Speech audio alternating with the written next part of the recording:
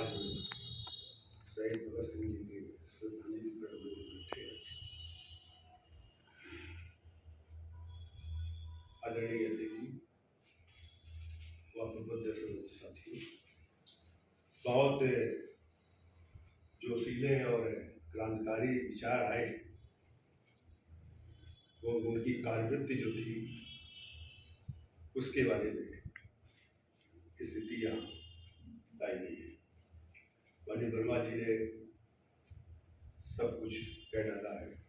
जवाहर साहब ने उसमें और रंग भर दिया, दोहरे साहब ने, कपिल साहब ने और जयप्रकाश साहब ने। साथियों, अब जरूरत किस बात की है कि हम सब लोग उन महापुरुषों को याद करते हैं, उनके कार्यकृतियों को करते हैं। इसके बाद भी उन्होंने जो संकल्प लिए थे उसको पूरा करने का काम करेगा, और ये पूरा किया जा सकता है।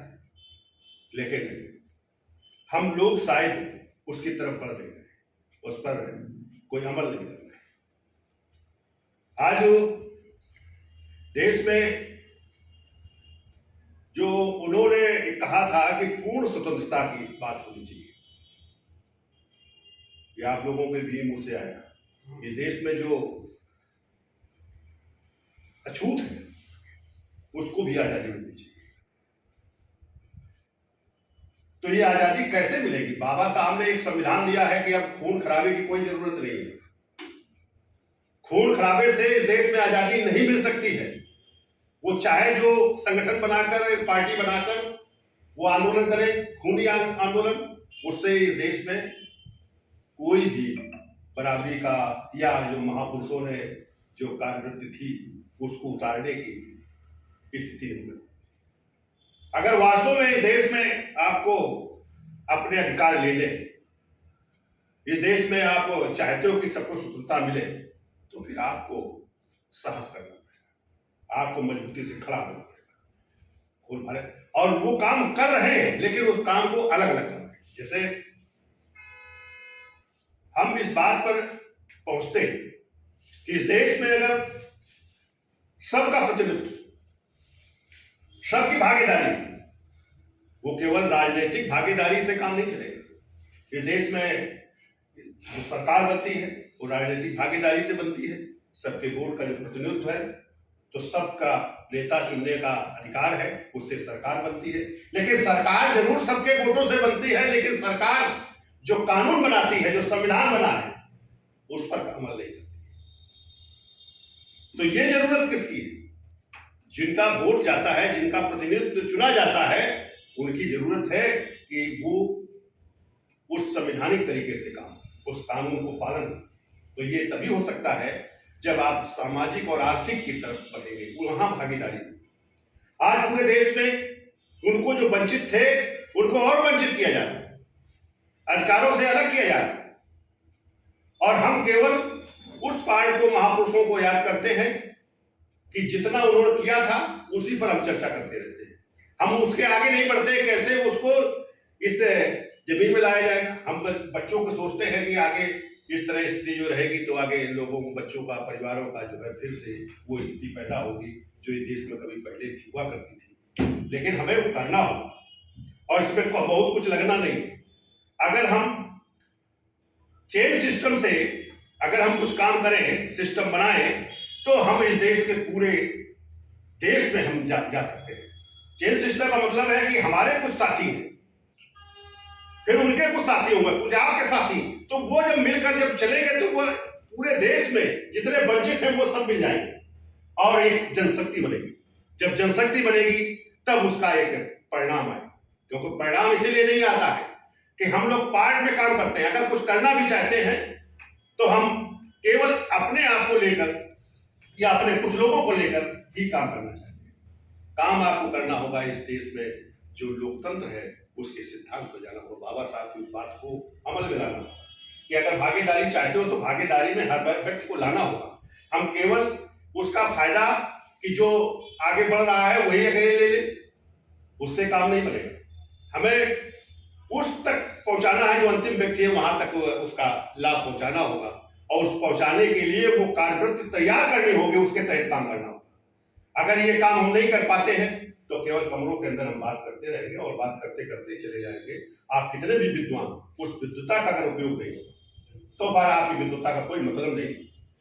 आज बहुत देश में बहुत बड़े बड़े विद्वान हुए, बाबा साहब से भी बड़े विद्वान हो सकते हैं, लेकिन उनकी विद्वता का जो उपयोग नहीं हुआ तो वो विद्वान नहीं रहे। विद्वान वही रहेगा जिसके विद्वता का उपयोग होगा, लोगों तक जाएगी, उस विद्वता का उपयोग होना चाहिए। तो इसलिए वास्तव में अगर इस विद्वता का उपयोग करना है तो हमें कोई रास्ता निकालना होगा, कोई बड़ा रास्ता निकालना होगा जिसमें जोखिम कम हो, नुकसान कम हो, और आपकी ताकत, आपकी जनशक्ति बढ़ती जाए, और वो जनशक्ति बढ़े कि जो इस देश में मानव के खिलाफ काम कर रहे हैं, वो उस खिलाफ काम करने का जो स्तर है उनका खत्म हो। और ये व्यवस्था तभी बनेगी जब आप उन महापुरुषों के जो संकल्प थे उसको पूरा करने के लिए आप आगे बढ़ेंगे, तो उसमें जनशक्ति की जरूरत होती है। ये जनशक्ति केवल सत्ता को पाने के लिए नहीं, सत्ता को पाने के साथ साथ सामाजिक और आर्थिक स्थिति को समान करना होगा। अगर ये स्थिति पर, और ये तभी हो सकता है और तभी ये आंदोलन चल सकता है कि जो काम करने वाले हैं उनके पास उससे जो श्रम कर रहे हैं उसकी कार्य की वैल्यू भी निर्धारित करना होगा कि वो जो काम कर रहा है तो उसकी जो वैल्यू बनती है, जो उसका दिन में उसका उपयोग होता है, तो उसको मिलना चाहिए। जब वो उसकी वैल्यू बनेगी तो फिर वो हमेशा आगे बढ़ता रहेगा और उस दिशा में जाएगा जिस दिशा में महापुरुष ले जाना चाहते थे, या जिस दिशा में हम लोग जाना चाहते हैं, या जिस दिशा से वो लोग हमें खारिज कर रहे हैं, उस दिशा पे हम पहुंचेंगे तो इस देश में एक नया समाज बनेगा, जो इस देश का, जिसे समाज में अभी तक भी वो व्यवस्था की तैयारी हो रही है कि जहां लोगों को छूने से अपवित्र हो जाया करते थे।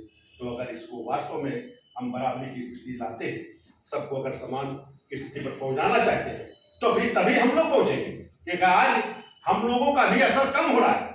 आज पहले आप जो है कुछ जो कहते थे उसका पालन होता था, आज आपकी बात का कोई असर नहीं, क्योंकि वो उसी तरह से वैल्यूएशन कम की जा रही है, खत्म की जा रही है धीरे धीरे करके।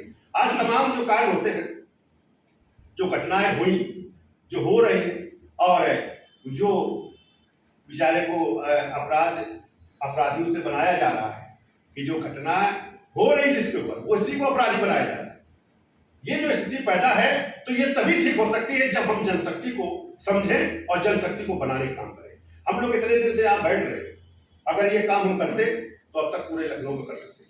इस देश में जो यहाँ का जो चुनाव होगा उसमें आपका प्रभाव, क्योंकि वो सिस्टम को समझना होगा, करना होगा, हम कैसे लोगों तक पहुंचे। जब आप कुछ लोगों तक गए, कुछ लोग फिर पहुंचेंगे, जब उसके बारे में उसको बताओगे कि इससे क्या फायदा होगा, क्या क्या होगा, और उसके जब उसको नुकसान ना दिखाई दे, जब उसको फायदा दिखाई देगा, तो हर आदमी जुड़ेगा, क्योंकि आपको एक मार्केट भी मिलेगी। एक जो ये सिस्टम है, जो सिस्टम बनाया जा रहा है, वो सिस्टम हर व्यक्ति को अलग करने का है कि उस समाज को जो संविधानिक धारा से चलेगा वो उसका एक कैसे इकट्ठा होगा। जो खरीद और बेचने का और खरीदने का जो सिस्टम है वो उन लोगों के साथ हो जो लोग उसकी विचारधारा के साथ। तो ये तभी हो सकता है जब हम उसको मल्टी लेवल की सदस्यता करेंगे, बनाएंगे, और ये सदस्यता आसानी से हो सकती है, कोई बड़ी कीमत नहीं है, कोई बड़ा वो नहीं है, और ये किया जा सकता है, उसको अब उस लक्ष्य पहुंच सकते हैं। तो इस पर चिंतन करिए, और जब चिंतन इस पर करिए, क्योंकि हम वो बात जो उन्होंने लिखा है, जो हम पाते हैं वो तो पढ़ के लाते हैं, उसी पर केवल हम रहते हैं कि जो घटना घट चुकी है, जो बीत चुका है, उसी तक सोचते हैं। हमें घटना और पैदा करनी, लोगों के लिए घटना पैदा करनी, क्योंकि अगर वास्तव में वारिस हो उन महापुरुषों के, अगर उन महापुरुषों को मानते हो, तो वो महापुरुष क्या चाहते थे, उस घटना को और आगे बढ़ाना है और पैदा करना है घटना।